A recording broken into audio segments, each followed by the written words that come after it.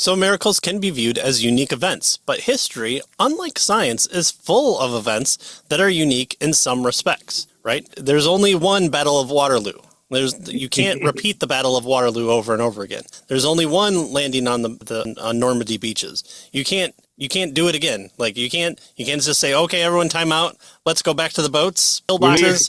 Let's do this again to make sure that this is actually happening, and making sure we're having some third party reporting on this. So we know, right, that these are unique events, but science doesn't like unique things. They don't like one-offs. They're there to develop the pattern of a naturalistic process of a thing that happens. If all things were as little changed as possible, these are the laws, right? We want to bring out the laws in nature. The rock falls, the hot paper goes up, and we want to develop those naturalistic laws that then we can put into books and say, this is most likely always going to be the case until there's too many unexplained things, and then we say what was once science is now the new science, right? So that's how it works. The science can't be questioned until people enough have questioned the science, and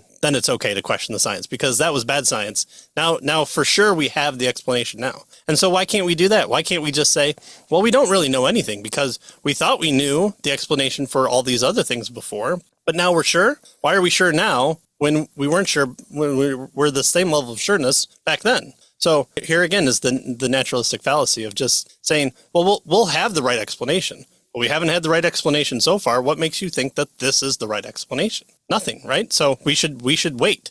We should wait to explain anything until we're sure we can explain it, right? So exactly. So, his point here is that history and science are different, right? And miracles may be viewed as unique events. And of course, history can study unique events. Scientists has a difficult time doing that because, as you said, they're looking for patterns. Right.